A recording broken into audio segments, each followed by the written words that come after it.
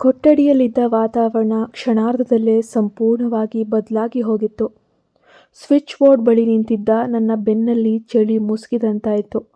ಸೋಫಾದ ಮೇಲಿದ್ದ ವೇದಾಂತನನ್ನು ನೋಡಿದ ನನಗೆ ಎದೆಯ ಬಡಿತ ತಟ್ಟನೆ ನಿಂತು ಹೋದ ಅನುಭವ. ಕೇವಲ 2 ನಿಮಿಷಗಳ ಹಿಂದೆ ತೀರಾ ನಾರ್ಮಲ್ ಆಗಿ ಪ್ರಬುದ್ಧವಾಗಿ ಮಾತಾಡ್ತಿದ್ದ ಮನುಷ್ಯ ಈಗ ಪೂರ್ಣವಾಗಿ ರೂಪ ಬದಲಾಯಿಸಿದ. ಅವನ ಶರೀರದಿಂದ ತೀವ್ರವಾದ ಕಾವು ಬೆವರಿನ ಹನಿಗಳ ರೂಪದಲ್ಲಿ ಹರಿದು ಕತ್ತಿನ ಮೇಲೆ ಜಾರ್ತಿತ್ತು. ಅವನ ಕಣ್ಣುಗಳು ರಕ್ತದ ಬಣ್ಣಕ್ಕೆ ತಿರುಗಿದ್ವು. ಕಣ್ಣಿನ ಗುಡ್ಡೆಗಳಲ್ಲಿ ಆಸೆ, ವಿಚಿತ್ರ ಹುಚ್ಚಿನ ತೀವ್ರತೆ. ಶರ್ಟ್ನ ಮೇಲಿನ 3 ಬಟನ್ಗಳನ್ನು ಆವೇಶದಿಂದ ಕಳಚಿಕೊಂಡಿದ್ದ ಅವನ ಉಸಿರಾಟದ ಶಬ್ದ ಇಡೀ ವಿಶಾಲವಾದ ಕೊಠಡಿಯಲ್ಲಿ ಸ್ಪಷ್ಟವಾಗಿ ಕೇಳಿಸ್ತಾ ಇತ್ತು. ವೇದಾಂತ್, ನನ್ನ ನಡುಗುವ ಧ್ವನಿಯಲ್ಲಿ ಕರೆದೆ. ಅವನು ನನ್ನ ಧ್ವನಿಗೆ ಸ್ಪಂದಿಸಲಿಲ್ಲ. ಬದಲಾಗಿ ಸೋಫಾದಿಂದ ಎದ್ದು ನಿಂತವನೇ ಸರಿಯಾಗಿ ನಿಲ್ಲಲಾಗದೆ ಒಮ್ಮೆ ತೂರಾಡ್ದ. ತನ್ನ ತಲೆಯಲ್ಲಿ ಬಲವಾಗಿ ಹಿಡಿದುಕೊಂಡು "ಓ ಮೈ ಬ್ರೈನ್, ಇಟ್ಸ್ ಬರ್ನಿಂಗ್" ಅಂತ ಗಂಟಲಲ್ಲೇ ಬೊಬ್ಬಿಟ್ಟ. ಅವನ ಭೀಕರ ರೂಪವನ್ನು ನೋಡಿ ನನ್ನ ಎದೆ ದಸಕ್ಕನೆ ಬಿತ್ತು. ಏನೋ ತೀವ್ರವಾದ ಅನಾಹುತ ಸಂಭವಿಸಲಿದೆ ಎಂಬ ಮುನ್ಸೂಚನೆ ನನ್ನ ನರಗಳಲ್ಲೂ ಭಯದ ಅಲೆಯನ್ನು ಹಬ್ಬಿಸಿತು. ನಾನು ಆತನಿಂದ ದೂರ ಸರಿಯಲು ಮೆಲ್ಲನೆ ಹಿಂದೇಟು ಇಡೋಕ್ಕೆ ಶುರು ಮಾಡಿದೆ.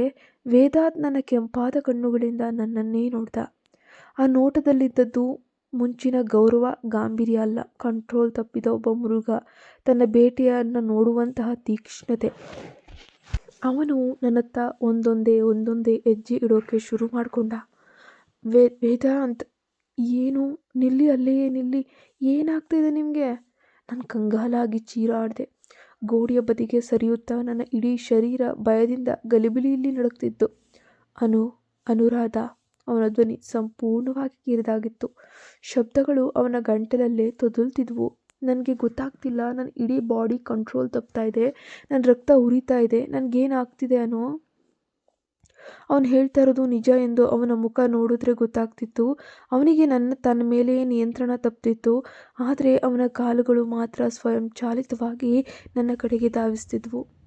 ಆ ಹಾಲ್ನಲ್ಲಿ ಬೆರೆತಿದ್ದ ಆ ಭೀಕರ ಮಾತ್ರೆಯ ಪ್ರಭಾವ ಅವನ ಸಕಲ ವಿವೇಚನೆಯನ್ನು, ಬುದ್ಧಿಯನ್ನು ಮಣ್ಣು ಮಾಡಿತು.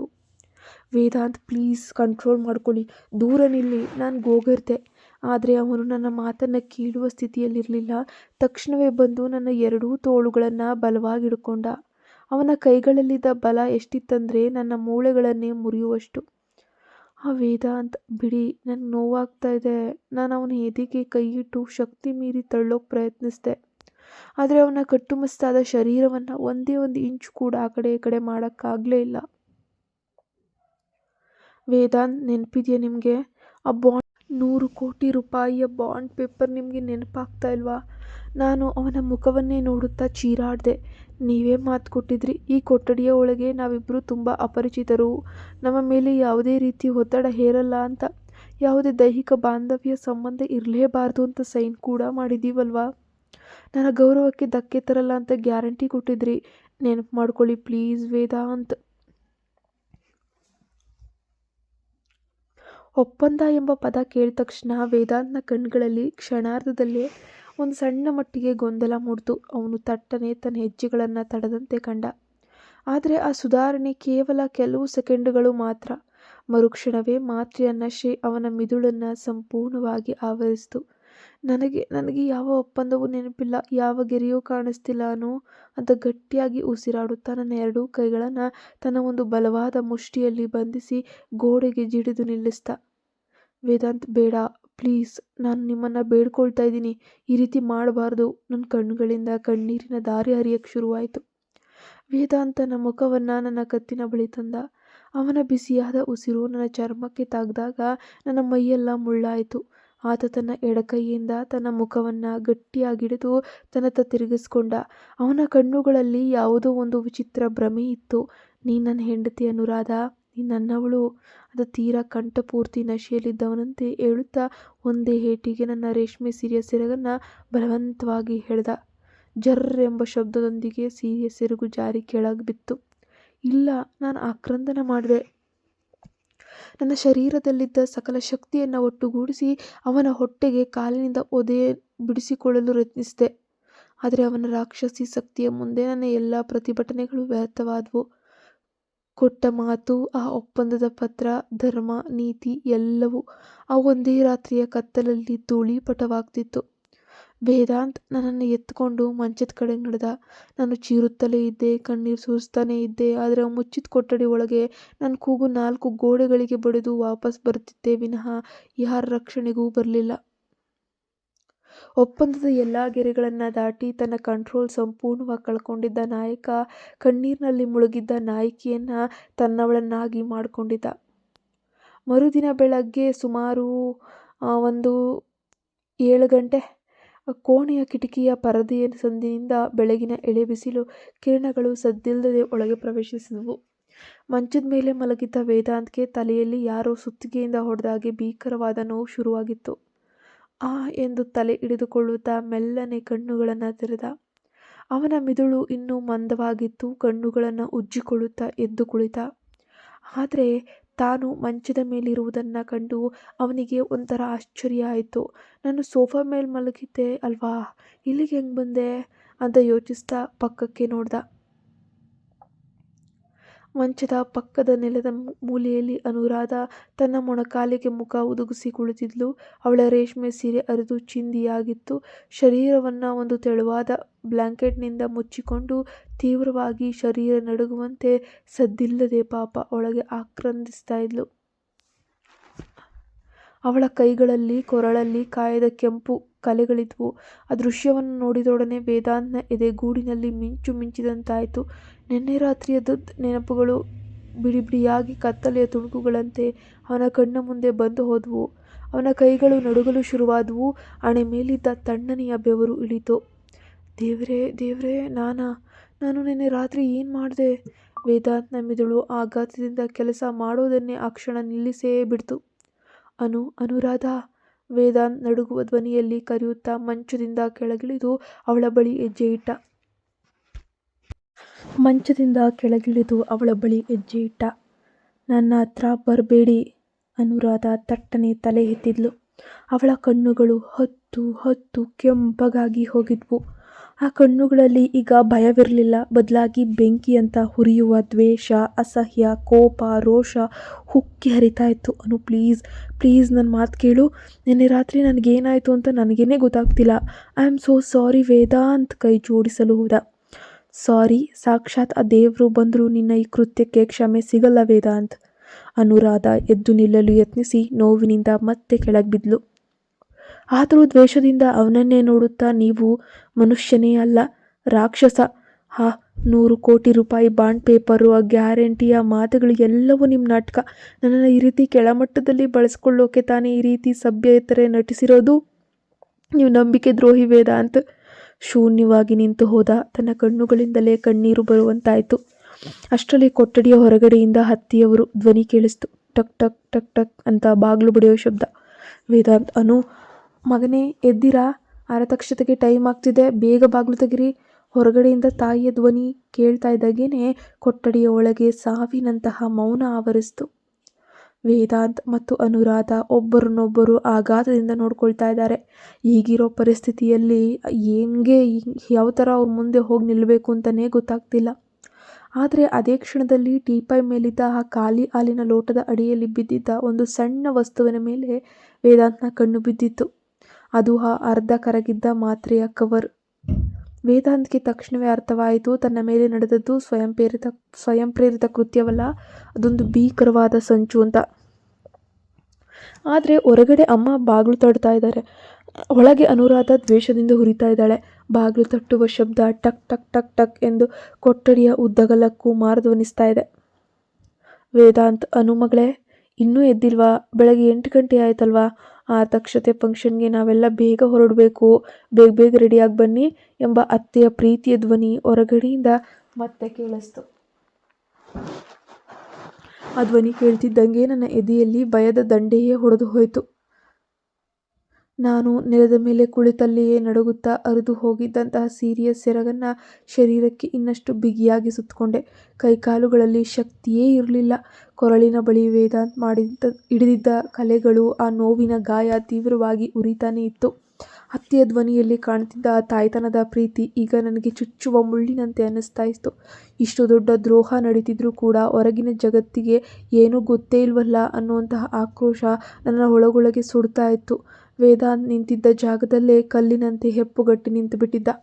ಒಂದೆಡೆ ಬಾಗಿಲು ಆಚೆಯಿಂದ ತಾಯಿಯ ಕರೆ, ಇನ್ನೊಂದೆಡೆ ನೆಲದ ಮೇಲೆ ಕಣ್ಣೀರಲ್ಲಿ ಮುಳುಗಿ ದ್ವೇಷದ ಕಣ್ಣುಗಳಿಂದ ತನ್ನನ್ನೇ ನೋಡ್ತಾ ಇರುವಂತಹ ಹೆಂಡತಿ. ಆ ಸಮಯದಲ್ಲಿ ಅವನ ಮುಖದಲ್ಲಿದ್ದಂತಹ ಭಾವನೆಯನ್ನು ವರ್ಣಿಸಲು ಪದಗಳಿರಲಿಲ್ಲ. ತಾನು ಮಾಡದ ತಪ್ಪಿಗೆ ತಾನೇ ಪಾತಕಿಯಂತೆ ನಿಂತಿದ್ದ. ಅಷ್ಟರಲ್ಲಿ ಟೀಪಾಯ್ ಅಡಿಯಲ್ಲಿದ್ದ ಆ ಕರಗಿದ ಮಾತ್ರೆಯ ಕವರ್ ಅವನ ಗಮನ ಸೆಳೆದೇ ಇತ್ತು. ವೇದಾಂತ್ ಮೆಲ್ಲನೆ ಕೆಳಗೆ ಬಾಗಿ ನಡುಗುವ ಬೆರಳುಗಳಿಂದ ಆ ಖಾಲಿ ಮಾತ್ರೆಯ ಕವರನ್ನು ಕೈಗೆತ್ಕೊಂಡ. ಅದರ ಮೇಲೆ ಬರೆದಿದ್ದ ಔಷಧಿಯ ಹೆಸರನ್ನು ನೋಡಿದ ತಕ್ಷಣ ಅವನ ಕಣ್ಣುಗಳು ಅಗಲವಾಗಿ ಹೋದವು. ಅವನ ಮೆದುಳಿನಲ್ಲಿ ಇಡೀ ನೆನ್ನೆಯ ರಾತ್ರಿಯ ರಹಸ್ಯ ಮಿಂಚಿನಂತೆ ಹೊಳೆದಿತ್ತು. ನಿನ್ನೆ ರಾತ್ರಿ ಮದುವೆ ಮಂಟಪದಲ್ಲಿ ಅವನ ತುಂಟ ಸ್ನೇಹಿತರು ಕಾರ್ತಿಕ್ ಮತ್ತು ರಾಹುಲ್ ಅವನನ್ನು ರೇಗಿಸುತ್ತಾ, ಮಚ್ಚ ಇವತ್ತು ನಿನ್ನ ಫಸ್ಟ್ ನೈಟು, ನಿನಗೊಂದು ಸ್ಪೆಷಲ್ ಸರ್ಪ್ರೈಸ್ ಕಾಯ್ತಿದೆ ಅಂತ ಹೇಳಿ ನಕ್ಕಿದ್ದು ಅವನಿಗೆ ಈ ಕ್ಷಣ ನೆನಪಾಯಿತು. ಆದರೆ ಹಾಲ್ನಲ್ಲಿ ಮಾತ್ರ ಬೆರೆಸಿದ್ದು ನಾನಲ್ಲ, ಆ ಬ್ಲಡಿ ಕಾರ್ತಿಕ್ ಮತ್ತು ರಾಹುಲ್. ವೇದಾಂತ್ನ ಬಲವಾದ ಮುಷ್ಟಿ ಸಿಟ್ಟಿನಿಂದ ಬಿಗಿಯಾಯಿತು. ತನ್ನ ಸ್ನೇಹಿತರು ಮಾಡಿದ ಈ ಸಣ್ಣ ತಮಾಷೆ ಇವತ್ತು ಇಬ್ಬರ ಜೀವನವನ್ನು ಈ ಹಂತಕ್ಕೆ ತಂದು ನಿಲ್ಲಿಸ್ತದೆ ಅಂತ ಅವನು ಕನಸಿನಲ್ಲೂ ಕೂಡ ಅಂದುಕೊಂಡೇ ಇರಲಿಲ್ಲ. ವೇದಾಂತ್ ಆ ಮಾತ್ರೆಯ ಕವರನ್ನು ಜೇಬ್ನಲ್ಲಿಟ್ಕೊಂಡು ನನ್ನ ತಿರುಗ್ದ. ಅನು, ಪ್ಲೀಸ್ ಅನು, ನನ್ನ ಮಾತನ್ನು ಒಂದು ನಿಮಿಷ ಕೇಳು. ವೇದಾಂತ್ ನನ್ನ ಬಳಿ ಬಂದು ತೀರ ತಗ್ಗು ಧ್ವನಿಯಲ್ಲಿ ವಿನಮ್ರವಾಗಿ ವಿನಂತಿಸಿದ. ಅವನ ಕಣ್ಣುಗಳಲ್ಲಿ ನಿಜವಾದ ಪಶ್ಚಾತ್ತಾಪ ಮತ್ತು ಸತ್ಯವನ್ನು ನಿರೂಪಿಸುವ ತವಕವಿತ್ತು. ನಿನ್ನೆ ರಾತ್ರಿ ನಡೆದದ್ದು ನನ್ನ ಸ್ವಯಂಪ್ರೇರಿತ ಕೃತ್ಯ ಅಲ್ಲ ಅನು. ಯಾರೋ ನನ್ನ ಹಾಲ್ನಲ್ಲಿ ತೀವ್ರವಾದ ಮದ್ಯದಂತಹ ಪ್ರಭಾವ ಬೀರುವ ಡ್ರಗ್ಗನ್ನು ಬೆರೆಸ್ಬಿಟ್ಟಿದ್ದಾರೆ. ದಯವಿಟ್ಟು ನನ್ನನ್ನು ನಂಬು. ಅಯ್ಯೋ ಸಾಕು ಮಾಡಿ ನಿಮ್ಮ ಪೋಲಿ ಕಥೆಗಳನ್ನು. ನಾನು ಇದನ್ನೆಲ್ಲ ನಂಬಲ್ಲ. ನಾನು ಅಲ್ಲಿಂದ ಹಲ್ಲು ಕಚ್ಚಿ ಆಕ್ರೋಶದಿಂದ ಅವನಿಗೆ ಗಿಲಿಗಿಲಿ ಧ್ವನಿಯಲ್ಲಿ ಉತ್ತರಿಸಿದೆ. ಬಾಗಿಲಾಚೆ ಅತ್ತೆ ಇರುವುದರಿಂದ ನನಗೆ ಗಟ್ಟಿಯಾಗಿ ಚೀರಲು ಸಾಧ್ಯವಾಗ್ತಿರಲಿಲ್ಲ. ಅದೇ ನನಗೆ ದೊಡ್ಡ ಶಾಪವಾಗಿತ್ತು. ಹಾಲ್ನಲ್ಲಿ ಯಾರೋ ಡ್ರಗ್ ಬೆರೆಸಿದ್ರಾ? ಎಷ್ಟು ಚೆನ್ನಾಗಿ ಕತೆ ಕಟ್ತೀರಾ ನೋಡಿ ವೇದಾಂತ್. ನಾನು ಕೆಂಪಾದ ಕಣ್ಣುಗಳಿಂದ ಅವನನ್ನು ನೋಡುತ್ತಾ ನಗ್ತೆ. ಆ ನಗುವಿನಲ್ಲಿ ಅಪಹಾಸ್ಯವಿತ್ತು. ನಿಮ್ಮಂತಹ ಕೋಟ್ಯಾಂತರ ರೂಪಾಯಿ ಒಡೆಯ ಈ ಮನೆಯ ಅಜಾರದಲ್ಲಿದ್ದ ಹಾಲನ್ನು ಕುಡಿಯುವಾಗ ಯಾರೋ ಡ್ರಗ್ ಹಾಕ್ತಾರಾ? ನೀವು ಮಾತು ತಪ್ತಿದ್ದೀರಾ. ನಿಮ್ಮ ಆಸೆಯ ಮುಂದೆ ನನ್ನ 1000 ರೂಪಾಯಿ ಆ ಬಾಂಡು ಪೇಪರು ಹರಿದು ಬಿದ್ದಿದೆ. ಈಗ ಸಾಚನಂತೆ ನಟಿಸಬೇಡಿ Anuradha. I am telling the truth. ವೇದಾಂತ್ನ ಧ್ವನಿಯಲ್ಲಿ ಆತಂಕ ಹೆಚ್ಚಾಯಿತು. ನನಗೆ ನಿಮ್ಮ ಯಾವ ಸತ್ಯವೂ ಬೇಡ. ನಾನು ಗಟ್ಟಿಯಾಗಿ ಹೇಳಿದೆ. ಈಗಲೇ ಹೋಗಿ ನಿಮ್ಮ ಅಮ್ಮನ ಮುಂದೆ ಬಾಗಿಲು ತೆಗೆದು ಹೇಳಿ, ನಾವು ಮಾಡಿದ್ದು ಬರೀ ನಾಟಕ, ನಾವಿಬ್ಬರು ಒಪ್ಪಂದದ ಮದುವೆ ಮಾಡ್ಕೊಂಡಿದ್ದೀವಿ, ಆದರೆ ನೀವು ಈ ಒಪ್ಪಂದವನ್ನು ಮೀರಿ ನನ್ನನ್ನು ಬಲವಂತವಾಗಿ ಬಳಸ್ಕೊಂಡು ಬಿಟ್ರಿ ಅಂತ. ನಿಮ್ಮಮ್ಮನಿಗೆ ಸತ್ಯ ಹೇಳುವಂತಹ ಧೈರ್ಯ ನಿಮಗಿದೆಯಾ? ನನ್ನ ಈ ಪ್ರಶ್ನೆಗೆ ವೇದಾಂತ್ ಬಳಿ ಉತ್ತರ ಇರಲಿಲ್ಲ. ಯಾಕಂದರೆ ಅವನ ತಾಯಿಗೆ ಹೃದಯ ಸಂಬಂಧಿ ಕಾಯಿಲೆ, ಅಂದರೆ ಹಾರ್ಟ್ ಪೇಷಂಟ್ ಆಗಿದ್ದರು. ಈ ಮದುವೆಯ ಸತ್ಯ ಮತ್ತು ನಿನ್ನೆ ರಾತ್ರಿ ನಡೆದ ಭೀಕರ ಘಟನೆ ಹೊರಬಂದರೆ ಆಘಾತದಿಂದ ಅವರ ಜೀವಕ್ಕೆ ದೊಡ್ಡ ಅಪಾಯವೇ ಸಂಭವಿಸುವಂತಿತ್ತು. ಹೊರಗಡೆಯಿಂದ ಬಾಗಿಲು ಮತ್ತೆ ತಟ್ಟಿತು. ವೇದಾಂತ್, ಏನೋ ಒಳಗಡೆ ಪಿಸು ಮಾತು ಕೇಳಿಸ್ತಿದೆ. ಬಾಗಿಲು ತೆಗಿಯಪ್ಪ ವೇದಾಂತ್. ಒಂದು ದೀರ್ಘ ನಿಟ್ಟುಸಿರು ಬಿಟ್ಟ ನನ್ನತ್ತ ನೋಡಿ, ನನ್ನ ಮೇಲೆ ನಿನಗೆ ಕೋಪವಿರುವುದು ಸಹಜ, ಆದರೆ ಅಮ್ಮನ ಆರೋಗ್ಯದ ಹಿತದೃಷ್ಟಿಯಿಂದ ನಾವೀಗ ಹೊರಗೆ ಹೋಗಲೇಬೇಕು. ದಯವಿಟ್ಟು ನನಗಾಗಿ ಅಲ್ಲ, ಅಮ್ಮನಿಗಾಗಿ ಈ ವಿಷಯವನ್ನು ಇಲ್ಲಿಗೆ ಮುಚ್ಚಿಡು ಅಂತ ಹೇಳ್ದ. ಅವನು ಮಂಚದ ಮೇಲಿದ್ದ ಬೆಡ್ಶೀಟನ್ನು ತೆಗೆದು ನನ್ನ ಶರೀರವನ್ನು ಮುಚ್ಚಲು ತಂದ. ಆದರೆ ನಾನು ಅವನ ಕೈಯನ್ನು ಕೋಪದಿಂದ ಪಕ್ಕಕ್ಕೆ ತಳ್ಳಿದೆ. ನಿಮ್ಮ ಕರುಣೆ ನನಗೆ ಬೇಕಾಗಿಲ್ಲ ಅಂತ ನಾನೇ ಸ್ವತಃ ಎದ್ದು ನಿಂತು ಸೀರೆಯಿಂದ ಶರೀರವನ್ನು ಮುಚ್ಚಿಕೊಳ್ಳುತ್ತಾ ವಾಶ್ರೂಮ್ ಕಡೆಗೆ ಹೆಜ್ಜೆ ಇಟ್ಟೆ. ಪ್ರತಿಯೊಂದು ಹೆಜ್ಜೆ ಇಡುವಾಗಲೂ ನನ್ನ ಶರೀರದಲ್ಲಾಗ್ತಿದ್ದಂತಹ ನೋವು ವೇದಾಂತ್ ನೀಡಿದಂತಹ ಆಘಾತವನ್ನು ನೆನಪಿಸ್ತಿತ್ತು. ಬಾಗಿಲಿನ ಬಳಿ ಹೋದ ವೇದಾಂತ್ ನನ್ನ ಮುಖದ ಮೇಲಿದ್ದ ಆಘಾತ ಮತ್ತು ಭೀತಿಯನ್ನು ಬಲವಂತವಾಗಿ ಬಾಂಧವ್ಯದ ಮುಖವಾಡದಿಂದ ಮುಚ್ಚಿಕೊಂಡ. ಬಾಗಿಲು ಟಕ್ ಅಂತ ತೆಗೆದ. ಹೊರಗೆ ನಿಂತಿದ್ದ ಅತ್ತೆ ಪ್ರೀತಿಯಿಂದ ನಕ್ಕು, ಏನಪ್ಪ ಇಷ್ಟೊಂದು ಲೇಟು, ಅನು ಎಲ್ಲಿದ್ದಾಳೆ ಅಂತ ಕೇಳಿದ್ರು. ಅವಳು ವಾಶ್ರೂಮ್ನಲ್ಲಿದ್ದಾಳೆ ಅಮ್ಮ, ರೆಡಿ ಆಗ್ತಾ ಇದ್ದಾಳೆ. ವೇದಾಂತ್ ಕೃತಕವಾಗಿ ನಕ್ಕ. ಸರಿ ಬೇಗ ರೆಡಿಯಾಗ್ಬಿಟ್ಟು ಬನ್ನಿ. ಇವತ್ತಿನ ರಿಸೆಪ್ಷನಲ್ಲಿ ಇಡೀ ಊರಿನ ಬಿಸ್ನೆಸ್ ಮ್ಯಾಗ್ನೆಟ್ಗಳು ಬರೆದಿದ್ದಾರೆ. ಹುಷಾರು, ನಮ್ಮ ಮನೆಗೆ ಬಂದಿರುವಂತಹ ಮಹಾಲಕ್ಷ್ಮಿಯನ್ನು ಎಲ್ಲರಿಗೂ ಪರಿಚಯಿಸ್ಕೊಡ್ಬೇಕು ಅಂತ ಹೇಳಿ ಅತ್ತೆ ಅವ್ರ ಪಾಡಿಗೆ ಅವರು ಕೆಳಗೆ ಹೊರಟು ಹೋದರು. ಬಾಗಿಲು ಮತ್ತೆ ಮುಚ್ಕೊಳ್ತು. ವೇದ ತಕ್ಷಣವೇ ತನ್ನ ಫೋನನ್ನು ತೆಗೆದುಕೊಂಡು ತನ್ನ ಆಪ್ತ ಕಾರ್ಯದರ್ಶಿ ಹಾಗೂ ರಹಸ್ಯ ತನಿಖಾಧಿಕಾರಿಗೆ ಕರೆ ಕೂಡ ಮಾಡ್ತಾನೆ. ಅವನ ಧ್ವನಿಯಲ್ಲಿ ಈಗ ದಯೆ ಇರಲಿಲ್ಲ, ಬದಲಾಗಿ ನರರಾಕ್ಷಸನಂತಹ ಕ್ರೋಧವಿತ್ತು. ಹಲೋ ವಿಕ್ರಮ್, ನೆನ್ನೆ ರಾತ್ರಿ ಮದುವೆಯ ಮಂಟಪದ CCTV ಫುಟೇಜ್ಗಳನ್ನು ತಕ್ಷಣವೇ ನನ್ನ ಇಮೇಲ್ಗೆ ಕಳಿಸು. ವಿಶೇಷವಾಗಿ ಕಾರ್ತಿಕ್ ಮತ್ತು ರಾಹುಲನ ಹಾಲಿನ ಲೋಟದ ಬಳಿ ಏನು ಮಾಡ್ತಾ ಇದ್ರು ಎಂಬುದರ ಪ್ರತಿಯೊಂದು ಸೆಕೆಂಡಿನ ವಿಡಿಯೋ ನನಗೆ ಬೇಕು. ವಿತಿನ್ ಆಫ್ ಅನ್ ಅವರ್, ಓಕೆನಾ ಅಂತ ಹೇಳಿ ಆಜ್ಞಾಪಿಸ್ತಾ ಮತ್ತೊಂದೆಡೆ ವಾಶ್ರೂಮ್ನಲ್ಲಿ ಕನ್ನಡಿಯ ಮುಂದೆ ನಿಂತಿದ್ದ ನಾನು ಕನ್ನಡಿಯಲ್ಲಿದ್ದ ನನ್ನ ಪ್ರತಿಬಿಂಬವನ್ನು ನೋಡಿ ಕಣ್ಣೀರನ್ನು ಸುರಿಸ್ತಾನೇ ಇದ್ದೆ. ಕೊರಳ ಮೇಲಿದ್ದ ಕೆಂಪು ಕಲೆಗಳು ನನ್ನ ಮಾನ ಹೋದ ಕಥೆಯನ್ನು ಸಾರಿ ಸಾರಿ ಹೇಳ್ತಾ ಇದ್ವು. ವೇದಾಂತ್, ನೀವು ನನ್ನ ಶರೀರವನ್ನು ಸೋಲಿಸಿರ್ಬೋದು, ಆದರೆ ನನ್ನ ಆತ್ಮವನ್ನಲ್ಲ. ಈ ಒಪ್ಪಂದದ ಬಂಧನದಿಂದ ನಾನು ಹೊರಬರ್ತೇನೆ. ನಿಮ್ಮ ನಿಜವಾದ ಮುಖವಾಡವನ್ನು ಈ ಪ್ರಪಂಚದ ಮುಂದೆ ಕಳಚಿ ಎಸಿತೀನಿ ಅಂತ ಮನಸ್ಸಿನಲ್ಲೇ ಶಪಥ ಮಾಡಿದೆ. ಅರ್ಧ ಗಂಟೆಯ ನಂತರ ರಿಸೆಪ್ಷನ್ಗೆ ಹೊರಡಲು ನಾವಿಬ್ಬರು ಕಾರ್ನಲ್ಲಿ ಕುಳಿತ್ವಿ. ಕಾರಿನಲ್ಲಿ ಸಾವಿನಂತಹ ಮೌನವಿತ್ತು. ವೇದಾಂತ್ ಡ್ರೈವ್ ಮಾಡ್ತಿದ್ದ, ನಾನು ಕಿಟಕಿಯ ಹೊರಗೆ ಶೂನ್ಯವಾಗಿ ನೋಡ್ತಾ ಇದ್ದೆ. ಅಷ್ಟರಲ್ಲಿ ವೇದಾಂತ್ನ ಐಫೋನ್ಗೆ ವಿಕ್ರಮ್ನಿಂದ ಒಂದು ವಿಡಿಯೋ ಮೆಸೇಜ್ ಕೂಡ ಬರುತ್ತೆ. ವೇದಾಂತ ಸ್ಟೇರಿಂಗ್ ವೀಲ್ ಮೇಲೆ ಒಂದು ಕೈ ಇಟ್ಟು ಇನ್ನೊಂದು ಕೈಯಲ್ಲಿ ಆ ವಿಡಿಯೋ ಪ್ಲೇ ಮಾಡ್ತಾನೆ. ಆ ವಿಡಿಯೋದಲ್ಲಿ ಕಂಡ ದೃಶ್ಯವನ್ನ ನೋಡಿ ವೇದಾಂತ್ನ ಶರೀರದಲ್ಲಿಂದ ರಕ್ತವೇ ಎಪ್ಪುಗಟ್ಟಿ ಹೋದಂತಾಗುತ್ತೆ. ಏಕೆಂದರೆ ಆ ಹಾಲಿನ ಮಾತ್ರೆ ಬೆರೆಸಿದ್ದು ಕೇವಲ ಅವನ ಸ್ನೇಹಿತರಲ್ಲ, ಆ ಸ್ನೇಹಿತರ ಹಿಂದೆ ನಿಂತು ಅವರಿಗೆ ಹಣ ಕೊಟ್ಟು ಆ ಮಾತ್ರೆ ಬೆರೆಸುವಂತೆ ಹೇಳಿದ ವ್ಯಕ್ತಿ ವೇದಾಂತ್ನ ಸ್ವಂತ ಚಿಕ್ಕಪ್ಪ, ಅವನ ತಂದೆಯ ತಮ್ಮ. ಆಸ್ತಿಯ ಮೇಲಿದ್ದ ಕಣ್ಣಿನಿಂದ ಆ ಸಂಚು ಹೂಡಿತ. ಆದರೆ ಕಾರು ರಿಸೆಪ್ಷನ್ ಹಾಲ್ ತಲುಪ್ತಿದ್ದಾಗೇನೆ ಎದುರಿನಿಂದ ವೇಗವಾಗಿ ಬಂದ ಭಾರೀ ಲಾರಿಯೊಂದು ವೇದಾಂತ್ನ ಕಾರಿಗೆ ತೀಕ್ಷ್ಣವಾಗಿ ಡಿಕ್ಕಿ ಹೊಡೆಯೋಕೆ ಧಾವಿಸಿತ್ತು. ಢಮ್ ಅನ್ನುವಂಥ ಭೀಕರ ಶಬ್ದದೊಂದಿಗೆ ಇಡೀ ಪ್ರಪಂಚವೇ ಒಂದು ಕ್ಷಣ ಸ್ತಬ್ಧವಾಗಿ ಒಂದೇ ಕಡೆ ನಿಂತು ಹೋಯಿತು. ವೇಗವಾಗಿ ಬಂದ ಆ ಭಾರೀ ಲಾರಿ ಕಾರಿನ ಬಲಬದಿಗೆ ತೀವ್ರವಾಗಿ ಡಿಕ್ಕಿ ಹೊಡೆದಿತ್ತು.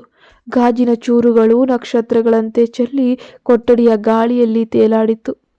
ಕಾರು 3-4 ಬಾರಿ ರಸ್ತೆಯ ಮೇಲೆಯೇ ಉರುಳಿ ಬಿದ್ದು ತಲೆ ಕೆಳಗಾಗಿ ರಸ್ತೆಯ ಬದಿಯ ಕಂಬವೊಂದಕ್ಕೆ ಹೋಗಿ ಜಜ್ಜಿಕೊಂಡಿತ್ತು. ನನ್ನ ಕಣ್ಣುಗಳ ಮುಂದೆ ಕೇವಲ ರಕ್ತದ ಕಪ್ಪು ಬಣ್ಣ ಮತ್ತು ಹೊಗೆ ಮಾತ್ರ ಕಾಣಿಸ್ತಾ ಇತ್ತು.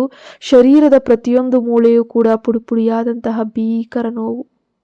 ಪ್ರಜ್ಞೆ ತಪ್ಪುವ ಮುನ್ನ ನನಗೆ ಕಂಡ ಕೊನೆಯ ದೃಶ್ಯ ವೇದಾಂತನ ಶರೀರದಲ್ಲಿದ್ದ ಕೊನೆಯ ಶಕ್ತಿಯನ್ನು ಒಟ್ಟುಗೂಡಿಸಿ ನನ್ನ ಮೇಲಕ್ಕೆ ಬಿದ್ದು ತನ್ನ 2 ಕೈಗಳಿಂದ ತಲೆಯನ್ನು ಗಟ್ಟಿಯಾಗಿ ಆವರಿಸಿಕೊಂಡು ಲಾರಿಯ ತೀವ್ರವಾದ ಹೊಡೆತ ನನ್ನ ಮೇಲೆ ಬೀಳದಂತೆ ತನ್ನ ಬೆನ್ನನ್ನು ಅಡ್ಡ ತಂದಿದ್ದ. ಅನುರಾಧ, ಅವನ ತಲೆಯಿಂದ ರಕ್ತದ ತೊರೆ ಹೋಗ್ತಾ ಇದೆ. ಆ ರಕ್ತದ ಬಿಸಿ ಹನಿಗಳು ನನ್ನ ಕೆನ್ನೆಯ ಮೇಲೆ ಬಿದ್ವು. ನನ್ನನ್ನು ಮರಣದಿಂದ ರಕ್ಷಿಸಲು ತನ್ನ ಪ್ರಾಣವನ್ನೇ ಪಣಕ್ಕಿಟ್ಟ ಆ ನಾಯಕ ಅದೇ ಕ್ಷಣದಲ್ಲಿ ಕಾರಿನ ಸ್ಟೇರಿಂಗ್ಗೆ ತಲೆ ಜಜ್ಜಿ ಪ್ರಜ್ಞೆ ತಪ್ಪಿ ಬಿದ್ದ. ಬೆಂಗಳೂರಿನ ಖಾಸಗಿ ಆಸ್ಪತ್ರೆ ICU ವಿಭಾಗ. ಕಣ್ತೆರೆದಾಗ ಕಣ್ಣಿಗೆ ಬಿದ್ದದ್ದು ಬಿಳಿಯ ಚಾವಣಿ, ಮೂಗಿಗೆ ಬಡದದ್ದು ಆ ಒಂದು ಮಾತ್ರೆಗಳ ವಾಸನೆ. ಮುಂದುವರೆದ ಭಾಗದಲ್ಲಿ ಏನಾಗುತ್ತೆ ಅಂತ ನೋಡೋಣ. ನೀವಿನ್ನು ನಮ್ಮ ಚಾನಲ್ಗೆ ಸಬ್ಸ್ಕ್ರೈಬ್ ಆಗಿಲ್ಲ ಅಂದರೆ ಕೂಡಲೇ ಸಬ್ಸ್ಕ್ರೈಬ್ ಆಗಿ ಪಕ್ಕದಲ್ಲಿ ಕಾಣೋ ಬೆಲ್ ಐಕನ್ನ ಪ್ರೆಸ್ ಮಾಡಿ ನೋಟಿಫಿಕೇಶನ್ ಆನ್ ಮಾಡಿ ಇಟ್ಕೊಳ್ಳೋದನ್ನ ಮರಿಬೇಡಿ.